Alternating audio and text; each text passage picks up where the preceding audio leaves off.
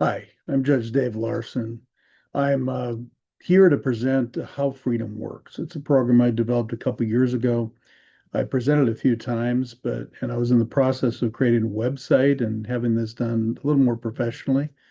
But in light of recent and not so recent events, I believe it's necessary for me to deliver an unscripted product that you can then watch, and hopefully it helps you understand some of the events that are occurring in recent years.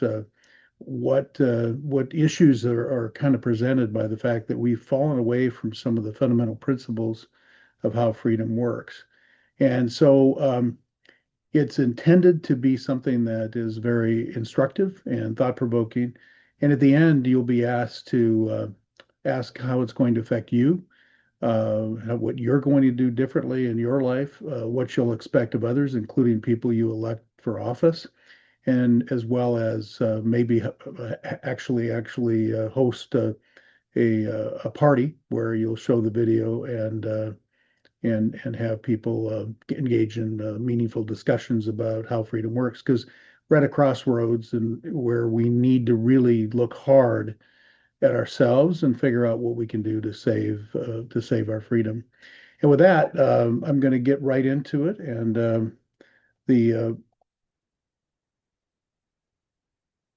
if you saw the picture on that initial slide, that's the Statue of Freedom. It's on the top of the Capitol building in Washington, D.C. It was placed there on December 2nd, 1863. And the Statue of Freedom is kind of illustrative of the ageless struggle for freedom that we faced. And the story behind that is there was a gentleman named Philip Reed, and he was a freed slave. He was emancipated on April 16th, 1862. He actually was a somebody that made the statue in molds out of brass, and then developed the way to get it up onto the top of the Capitol building. And it's quite fitting that here we have our heritage that we're ashamed of in terms of slavery. And yet it was a slave who put the Statue of Freedom, freed slave, that put the Statue of Freedom on top of the Capitol building.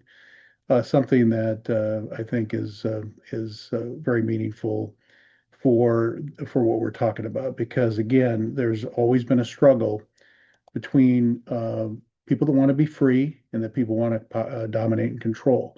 That's been a struggle that's been around for thousands of years. It'll be a struggle that'll be around thousands of years from now. And the question, what do we do about it? We're in a phase where it seems that the people that want to dominate and control seem to be in charge and seem to be driving things. And the question is, what do we do about it to kind of balance things out, to make it so that ultimately we can feel that we're fulfilling the dream of freedom for ourselves and for our children. And this is really dedicated to the people who just want to live and love, people that just want to be left alone, people that want to run their lives and love their children, love their families, go to work, come home, enjoy their activities. Basically, the people that just want to pursue life, liberty, and happiness. All of us do, but the problem is that when we have the kind of chaos that we've had in recent years, it makes it very difficult for people to actually fulfill the dream of freedom.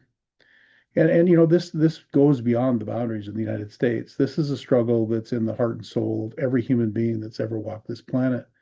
And it's something that's very important for us as folks that are able to enjoy freedom, to appreciate what we have. And to be able to understand it is a way for us to be able to actually maybe spread it. And so we're going to talk about some ground rules for this presentation. First of all, it's about principles, not partisanship. Too often, in fact, way too often, we turn to partisanship. You have to pick a side. And if somebody's on the other side, well, don't believe them. Don't listen to them. And so this is about principles, and it doesn't matter which side you're on. These are the things that you need to understand and know before you form your first opinion. It's something that's kind of the ground rules for how freedom works, for how we manage ourselves in our personal lives as well as how we govern ourselves. I also don't give any attribution. I don't really have many quotes in here because the tendency would be if I quoted people for people to discount or inflate the credibility of somebody based on whatever affiliation they have, based on their past, based on what other opinions they've given. And so really the issue here is it's really what I'm talking about is either going to be right or wrong or good or bad. And that's not really attributed to anybody in particular. This is not the first time people have talked about these issues, but I hope it's the first time that people have put it in this perspective, and that hopefully it's meaningful to you in understanding the dynamics of what's going on and what you can do about it to change things. And so that to really you really got to understand those principles and those values that before we can really understand the Constitution and our form of government. Uh, you can imagine the Constitution is the foundation of our country. What I'm talking about is the hard pan, the soil that that foundation sits on. It's the belief system that makes the Constitution possible and that breathes life into the words. So it's this is based on two rules I've developed, and I've developed this over time in just observing and watching us strain and stress as we navigate life and navigate freedom and navigate the different stresses and strains that come about when we have different issues in the marketplace of ideas. And so, rule one: love the freedom of others as much or more as you love your own. That's rule one. Rule two: it's more important to do right than it is to be right. And the reason I developed those rules is that we're in a period of time where it's my rights are more important than yours. And it's basically our country's based on we the people, not me the person. It's based on us being able to coexist together, coexist with different beliefs, different ethnicities, different everything. Everything about us is different, and the idea is to peacefully coexist in our country. And if we do not treat the other people's rights as equal to ours, then we run into problems. The other thing is we're in this age where it seems like I'm entitled to my opinion and you're entitled to my opinion too.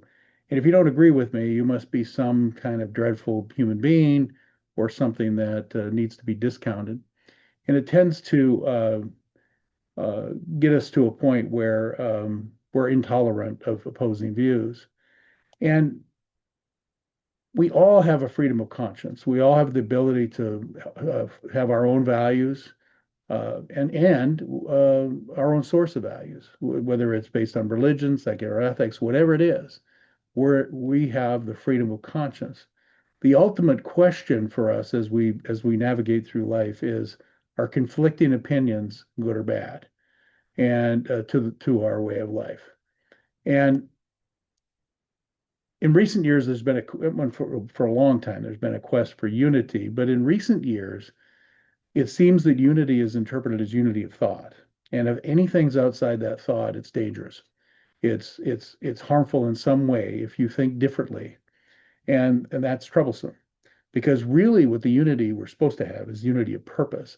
The unity of purpose is based on those two rules, which is loving the freedom of others as much or more as you love your own, as well as being open to other views because you want to do right and you just don't want to be right. Too many times people want to be right even if they're wrong. And that's a problem when we're trying to really solve thorny issues that we face and really try to deal with the dignity of life. And one thing we have to understand is that human dignity and respect is as important to us as eating, breathing, and sleeping. And so each of us not only have that right of conscience, we also quest for the ability to be accepted, to have unity. But it's really what is it that unifies us? Is it having the same exact ideas, the same exact outlook, or is it having the same purpose in life, which is to pursue life, liberty, and happiness?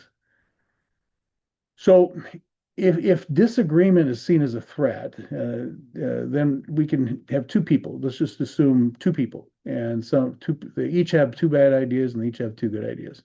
If one person dominates and shuts down the other person, we proceed forward with bad ideas and good ideas die. But if disagreement is seen as an opportunity and not a threat, an opportunity to learn and grow and to listen and to then do right based on the things we're presented with, then all of a sudden we proceed with four good ideas and get rid of four bad ideas. The bad ideas die and the good ideas survive. So when we suppress opposing views, when we make it so opposing views are not welcomed, we end up creating an undercurrent. that ultimately, in a lot of cases, turns out to be societal instability and ultimately revolution in some cases, because when you try to shut down people long enough, they won't take it anymore. People desire freedom. People have, again, it's been a quest that has been in existence for thousands of years and will be in existence for thousands more. Uh, so, in other words, my way or the highway is a turnpike to tyranny, essentially. The idea that I have to have my way, I'm going to use government to get my way, ends up shoving down the throat of people ideas they don't agree with, and there's a sense of injustice. It breeds the desire to use that same kind of power and control back, and then we have this cycle of dysfunction in government as well as society itself. So disagreement truly is an opportunity. It's not a threat. It is something that we need to embrace because it makes us better. It makes our ideas better. It makes our solutions better. It makes everything better. And it's disagreement does not define us. It's what we do about it that does. So as designed, our system of government gets us laws that we all need, not laws that only some of us want. And so we introduce that ethic of getting my way, of having my way, of putting people in office that will give me my way. And once you're in office, making sure that you represent the people that got you there and only the people that got you there, then we end up with laws that only some of us want. And you disenfranchise the other entire group of people or multiple groups of people. What ends up happening is that those groups of people, again, will want to use power and control to regain the power that they feel they've been deprived of. And it's no longer about what's right. It's more, in other words, being right is essential because you have to be able to take the power back from somebody that really won't listen. And the marketplace of ideas is something that is very crucial in terms of making freedom work. Again, that struggle for freedom, there's been a struggle between people that want to dominate and control others and people that want to be free. And that you can overlay that at any point in history, and that's the truth about us. It is the truth right now. And as we proceed through, you'll see how our form of government was designed to make us the exception, to make us the answer. So, in order to proceed any further, you really have to understand human nature. And some people think human nature is naturally good. Some people think human nature is naturally evil. Well, actually, it's both. We are both good and evil. We both have the capacity to do both. We all have the capacity to do both. And what sets us apart is the concept of free will, the ability to make choices. And free will is simply the ability to choose what to do, how to do it, who to do it with, where to do it, when to do it, being able to determine your own life. And that's something that we as humans have the ability to reason, the ability to think, the ability to make choices. And so ultimately, we have to look at that in relation to social order. Social order is important to us. Social order allows us to live our daily lives without the fear of being a victim of a crime or being harmed in some way. And so it's essential to freedom that we have social order. And social order comes from our compliance by members of a society and in a free society, voluntary compliance with the expectations of behavior. And those expectations of behavior can be found in laws and norms and morals, any number of things that we look to kind of define how we make determinations for ourselves about what's right and wrong. Uh, so how much freedom would really exist if you don't have social order? And if you're fearful of crime, if you're fearful of civil wrongs or fearful of being harmed in some way, you're willing to give up your rights for safety. You're willing to have more government intrusion into your privacy or into others' privacy. And because you want to feel safe, you want to be able to navigate your life in a way where you don't have to feel the fear. And so social order is absolutely crucial to a free society. So can free will and social order really coexist? And that's really the ultimate issue. And social order comes from two different main places. And that's external control, and that would be government. And it's basically on laws and edicts. It's based on fear, deterrence. In other words, I can't violate the law, uh, or else I'm going to get in some way punished or something like that. That it's the negative incentive. I can't do it or else. And we need bigger and stronger government because external control is expensive. We have to be able to use that to control society so that social order can be achieved. Then there's the type of control that's necessary and in a free society is internal control, the ability to control oneself, the ability to make choices that don't harm others. And it's that voluntary adherence to laws and norms that we have for ourselves. Uh, Individuals are expected to not harm others, and the expectation is that individual rights are important and they'll be protected. Because if your individual rights are protected, you feel you're freer to act. But if you act in ways that are unreasonable or harm other people, that gives people that want to dominate and control the excuse or the reason to use the external control to control us. And that's exactly what happens. And you can see it in multiple ways. In a very simple way, you can't go to a fast food restaurant without getting a code to a bathroom these days. Why? And it's not necessarily government doing it, but people want to feel safe and that their property is not going to be damaged. So they have these codes on toilets, on bathrooms to make sure that people they can control who goes in and out of their bathrooms. And we're at a and that's a minor little silly example, but it's an example of where if we can't collectively control ourselves, if we can't exercise the type of control that respects other people's property, other people's uh, uh, ability to navigate life, then outside forces in one form or another are going to be used to control us.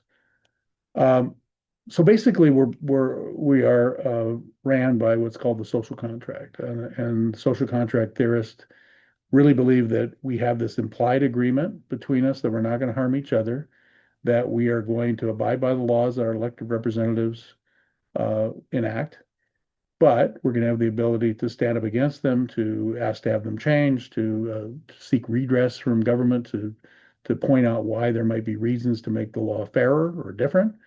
And if without that we wouldn't be free if we didn't have that kind of ability to petition government, say, wait a minute, you got this wrong. We want it different because uh, we are uh, we are in charge as the people. Uh, so liberty, what is liberty? A lot of people talk about liberty and freedom synonymously. Well, my interpretation of liberty is that it's free will and balance with social order. It is you exercising your making choices, but making choices in a way that doesn't harm others, that abides by laws, that does things to make it so that essentially uh, your neighbors, your friends, the people in your community can feel safe in their community because you are at least not contributing to things that will make them unsafe or feel that social order is being challenged. So the more internal control we have, the less external control we need, which means more freedom. The less internal control we have means that we more need to maintain social order. We need more external control, which means less freedom. It's that simple. And again, that challenge to our freedom has existed for centuries. It exists. It's existing right now. We could talk about this 2,000 years ago. We'd have the same different context, but it'd be the same dynamics. So where people want to dominate and control others, and people want to be free and just be left alone. And so our freedom or lack thereof is the product of our collective choices. And that's really what we have to understand. Because if you understand that, then the leadership in your country, the leadership in your community will want to have policies and incentives that favor conduct that's going to encourage, that's going to be based on internal control and less external control. Um, but at the same time, on the other side of that coin, if people can't conduct themselves in a way where they don't need supervision by government to operate, or they do need it, then we will need more external control to to control them. to maintain social order. So freedom is really each of us overcoming human nature. That's really what freedom is. And without overcoming human nature, we can't be free. Uh, and so this endless struggle that we've had, is based on a kind of the complexity of free will, human interaction and social order. All of us making choices, all of us having different things, different priorities, different beliefs, different everything. And it's that navigation that makes it quite complicated. And if that navigation isn't done correctly with the type of, when I say aspirations, with of each of us, an aspiration based on those two rules, where if I love the freedom of others as much or more as I love my own, and I'm more interested in doing right than being right, and there's enough of that that prevails in society, we can be free, and then freedom will be at its maximum level. However, if the ethic or what we aspire to is getting my pound of flesh, regardless of what impact it has on other people, not really respecting the rights of others, and always wanted to be right and always exert power to get my way, then if enough people do that, we're in a state of dysfunction. And I think that probably sounds pretty familiar with what we're going through today. Is that because that's where we are, where everybody wants their way, everybody wants their brand of power, everybody wants to shut down the other side because the other side is dangerous or wrong. And as a result, we end up with this sense of huge frustration that we don't seem to get anything done, and that we seem to be at each other's throats all the time. Uh, so again, the choice, and really this goes to each of us. We have to ask ourselves, am I the type of person that wants to dominate and control other people? Or am I the type of person that wants other people to be free? And that's really something you have to soul search about as we go through this, as we navigate through the next few years in this transition, in this hopeful transition to a higher level of function. That really, truly, what do you really want to be? A person that wants people to be free, or a person that wants to control others?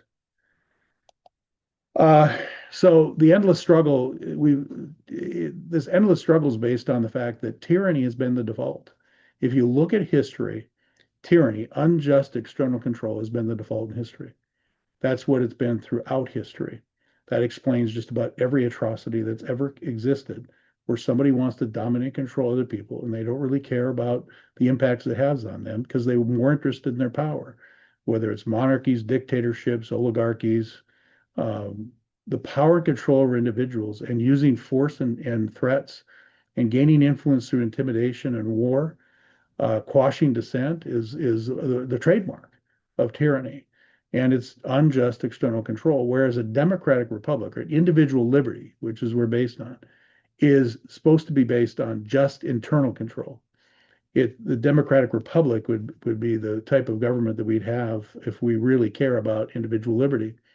It's based on individual rights and forming alliances with other countries and people, gaining influence through voluntary exchange of ideas and free elections. And then it's the government that needs to be controlled, not the people that need to be controlled. Uh, I'm This slide kind of shows global deaths from conflict since the year 1400. So you can see this idea of power and control on a macro level, with countries fighting each other, with people dying as a result. Uh, this is something that is a phenomena that has been with us forever, and and will probably be with us for thousands of years. It's just the degree to which we end up in these conflicts will depend. The degree in which we end up in those conflicts will depend on how much we adhere to the principles of freedom and how much we abandon them. And it's not, and when I say we, there's always going to be another group of people that are going to want to abandon these rules because again, they're in the mode of wanting power and control. And we're going to talk a little bit about how important it is to maintain the ethic of freedom, because, like I said, because it's the default in history to have tyranny, it's like a vacuum and it's constantly trying to suck us back into that mode of operation. and away from the principles that keep us free, away from being able to love our neighbors as we love ourselves, away from trying to do right and trying to push us to always being right because it's always about power and control. That if that becomes the ethic, then we're destined for doom. So the remedy that we developed, 1776 was the Declaration of Independence. And for centuries, it was felt in monarchies that the power of kings and queens were bestowed upon them by God. And we turned that on its head and said, no, individual rights are bestowed on us by God. And government serves at our consent. We don't serve government, government serves us. And governments derive their just powers from our consent. Everybody is created equal, and we're born with inalienable rights. That, in other words, those rights are not something we give that are granted to us by government. We're born with them, and that's very that turned the way we see government on its head. And we weren't doing it very well. Obviously, at the time, it was new. And so there were still in our country and other places, there were areas where it seemed that we really weren't really living up to that creed. But this was something that was revolutionary. It was something that ultimately led to the liberation of slaves. It led to liberation, allowed women to vote. Any number of things you can look to that where because of that planting of that seed, we ended up overcoming a lot of power and control motives. And but that is key to our existence. And now I'm a judge in Washington State, so I'm going to use Washington law. And this is Article 1, Section 1 of our state constitution. It's the very first provision in our state constitution. All political power is inherent in the people. Governments derive their just powers from the consent of the governed and are established to protect and maintain individual rights.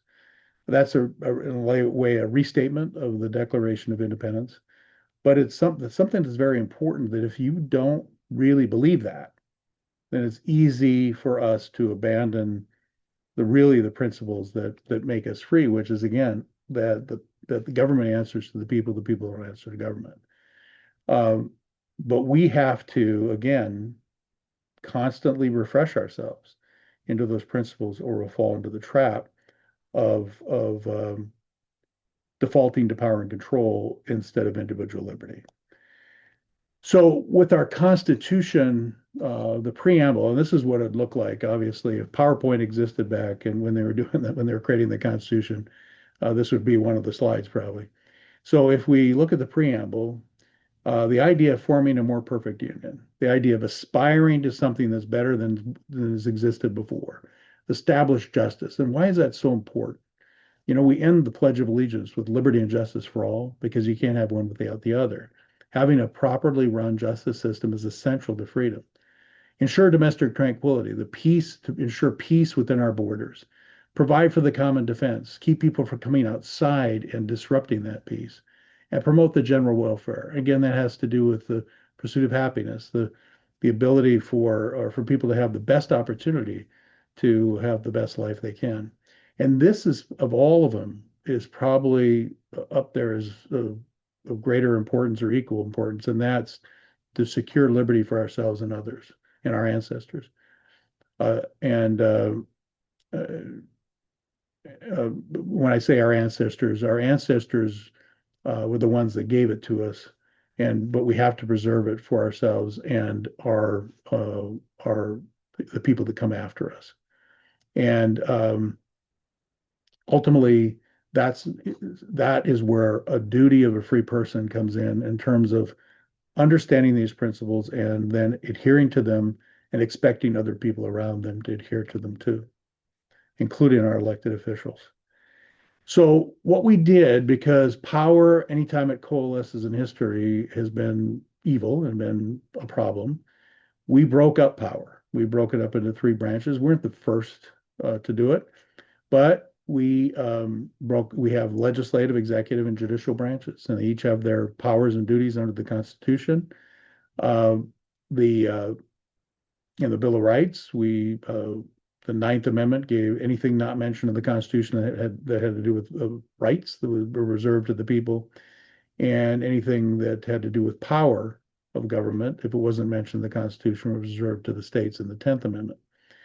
That we believe in checks and balances. We get two houses in Congress, the ability of the president to veto laws that are passed, but then also Congress's ability to override that veto.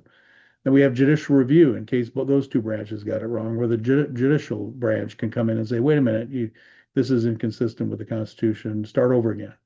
And then the power of the purse, which has become more and more a significant power for Congress, the ability to allocate money, to spend money. Uh, so our form of government helps us overcome human nature if we do it right.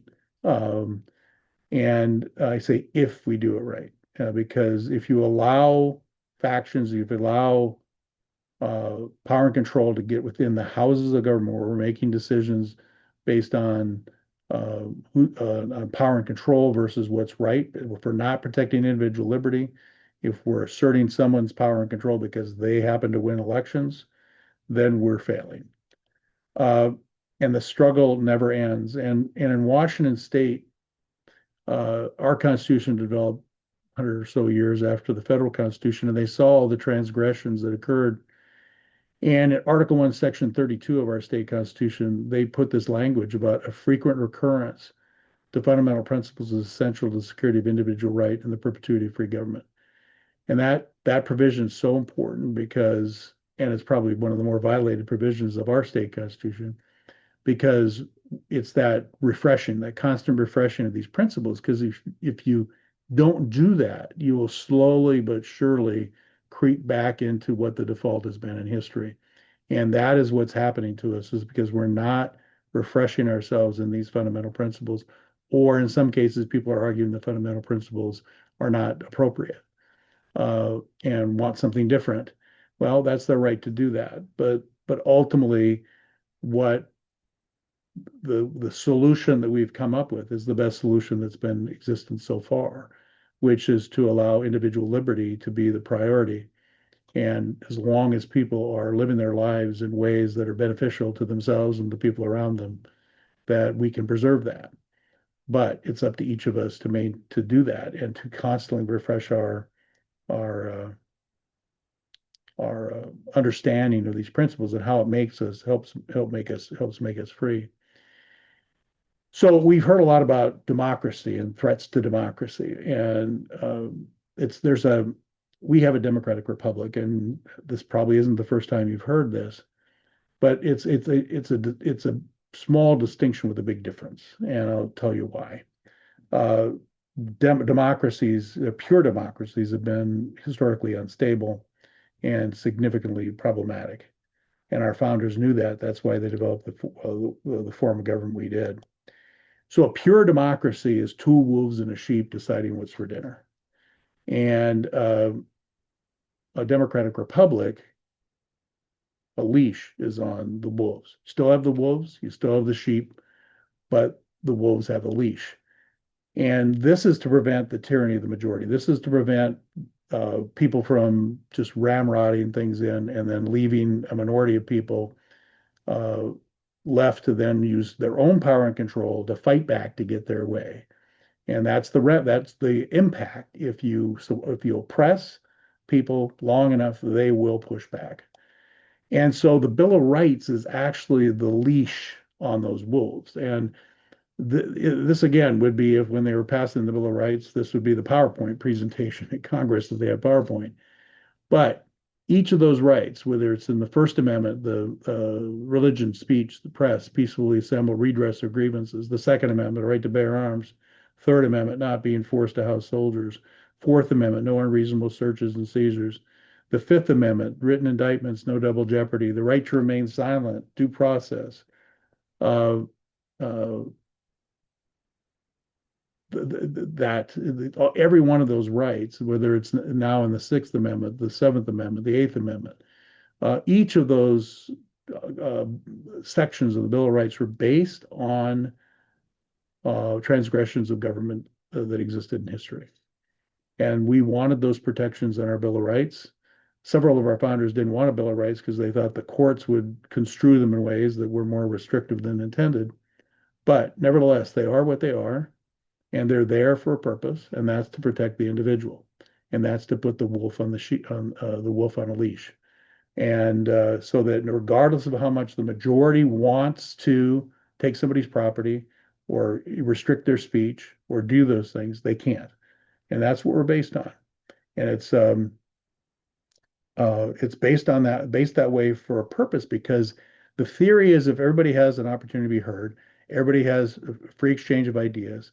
If that what'll happen is that you'll have less strife because you're people at least even if they lose on in the legislative front or in the legal front, whatever the case may be, at least they had a fair opportunity to be heard, and they will move on. Or because they have the freedom to continue to petition government, they don't have to give up. They can continue to do it. But if you shut those people out, if you don't let them petition for redress of grievances or give them meaningful input, or you completely try to shut them down because they disagree with you, you're going to see pushback. And it's because power and control will beget power and control. And so that's why it's important for government to protect and maintain individual rights because it leads to a more stable society. So the type of people that we want in elective offices, this is one of the quotes I'm using. It's from Federalist Paper number 10. For those that don't know what that is, Federalist Paper is where the paper is written to try to convince people to ratify the Constitution when it was being adopted. And Federalist number 10 really describes the type of person we need in an elective office.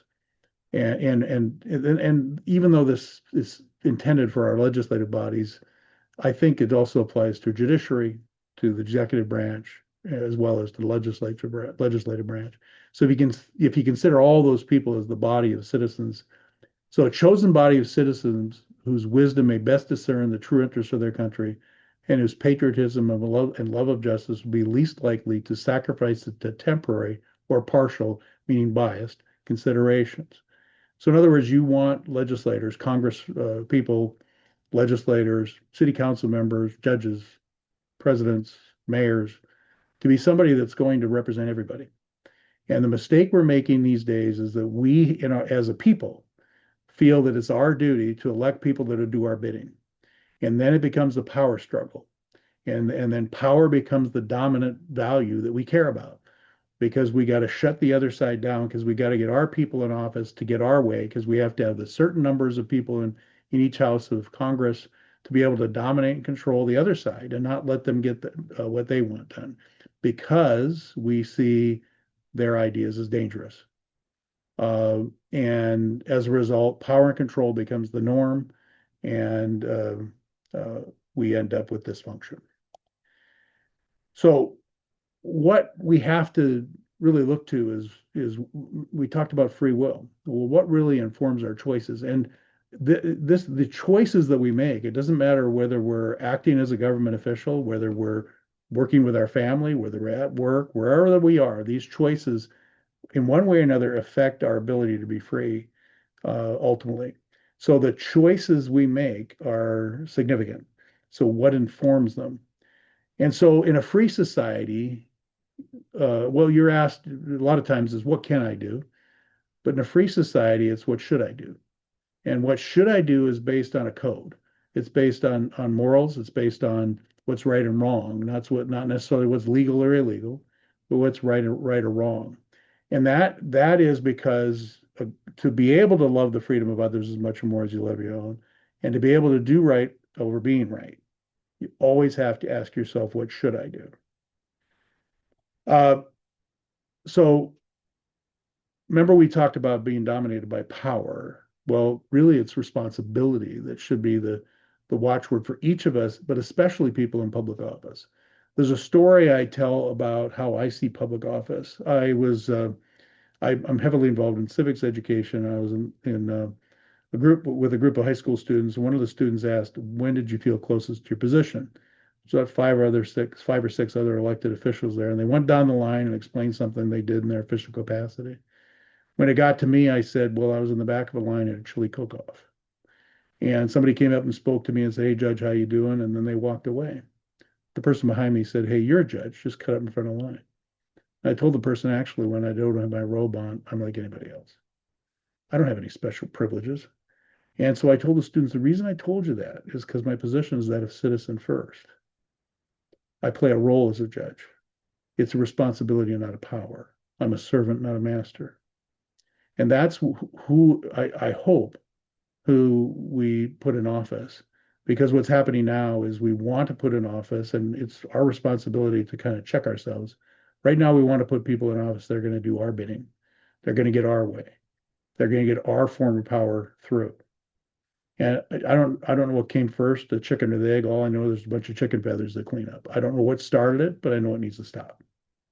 And the way it's going to stop is for us to start focusing on responsibility, because power is, we're more interested in what we can do.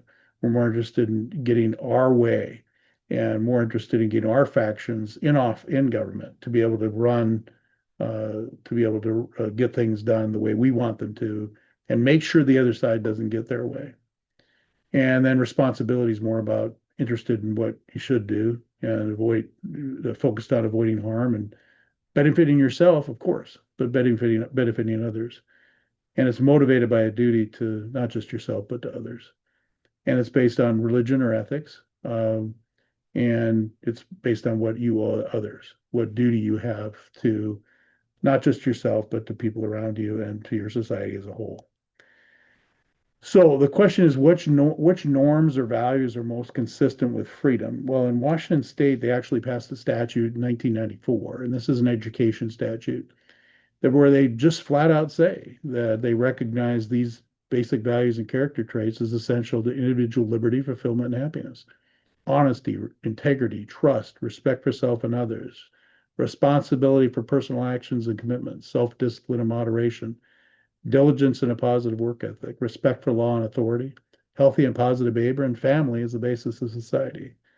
And these aren't hoity-toity values. These aren't I'm better than you values. These are just practical.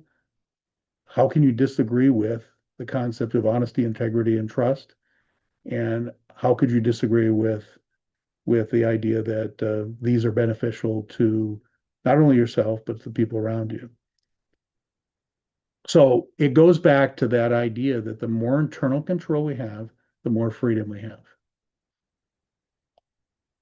So ultimately, the greater good is best served by strong moral self-governing individuals and not by strong self-serving government. And again, our source of morals is our own choice. The First Amendment guarantees not only our right to religion, but a right not to have a religion. We can't harass, or because we're different in terms of where our source of values, we can't harass other people for that, can't discriminate because of that. Each person's entitled to their source of values, but in terms of the values that are common to us, that keep us running smoothly as a country, the values that were enunciated in that statute that in Washington State are the ones that make us more likely to be free. So how our institutions of freedom work? Well, we do have definite institutions, but institutions don't act. People within those institutions do. And institutions don't fail us. We fail them. So here's the main institutions of freedom: the family, religion and ethics, education, commerce, the media, the justice system, and governance. So if you can imagine at the core our individual values and beliefs, and people act within those institutions in ways that either make those institutions consistent with our ability to be free or inconsistent with our ability to be free. So the wrong individual values will adversely impact our institutions of freedom and freedom as a result. So if we degrade our source of stability in the family, we will have problems. If we suppress our source of values, whatever that case may be, if we degrade the idea of religion, or we degrade secular ethics, and both sides do it to each other, then all of a sudden we don't have, what is our compass that we operate from? And if that compass is degraded in some way, it makes it less likely we're going to be able to operate within the boundaries of self-control that we need to be free. And with education, do we control minds or enrich minds? in the economic system and the commerce system? Is money valued over morals? In the media, does truth get in the way of a narrative? In the justice system, have we been hijacked by politics? In government itself, is power and control the prize? And what do we get when power and control is the prize? We get dysfunction. And so ultimately, go back to those two rules of freedom. Love the freedom of others as much or more as you love your own. It's more important to do right than it is to be right. And if we operated from those rules, we would see substantial change. And they're very relatively simple rules. And I know that there's this, well, the other side's not doing it, or the other people aren't doing it. Well, the only person you can control is yourself. But what what'll get us to the next level, again, I talked about it earlier. What do we aspire to? If we aspire to power and control, we will value power and control. If we aspire to love and the freedom of others as much or more as we love our own, and doing right over being right, we will reap the rewards of that aspiration. So really what it comes down to is, how will you personally live the two rules of freedom? What will you expect of others, especially elected officials? And then the question is, will you host a watch party for this video and have follow-up discussions with your friends, neighbors, and others who might be interested in having this exchange? And again, we're not talking about specific ideas. We're not talking about specific issues that we face, because you can't do that unless you're willing to operate from the boundaries that are really intended for freedom, which is our ability to tolerate other views, ability to work within those other views, the ability to openly debate, the embracing the fact that disagreement makes us better, not worse, and not seeing a differing opinion or somebody seeing life differently as a threat. The only time it's a threat is if they want to go against the grain and shut down freedom. That is a threat to freedom. But the only way you're going to understand what the threats are to freedom is if you understand what's necessary for it to properly exist. And once you do that, you can clearly understand what you need to do to make sure that your life is lived in a way that is consistent with what will make us free. So as we move forward, I hope that each of us find that inspiration, that it is possible for us to peacefully coexist with people that we disagree with, people that are different than us. And my wish for my children, my grandchildren, and their children is that one day that the two rules of loving the freedom of others as much or more as you love your own, and more important, to do right and to be right, don't have to be written down, because it's understood universally as the way to live your life. So thank you for the opportunity to address you, and I hope that someday we can achieve the true dream of freedom. Thank you.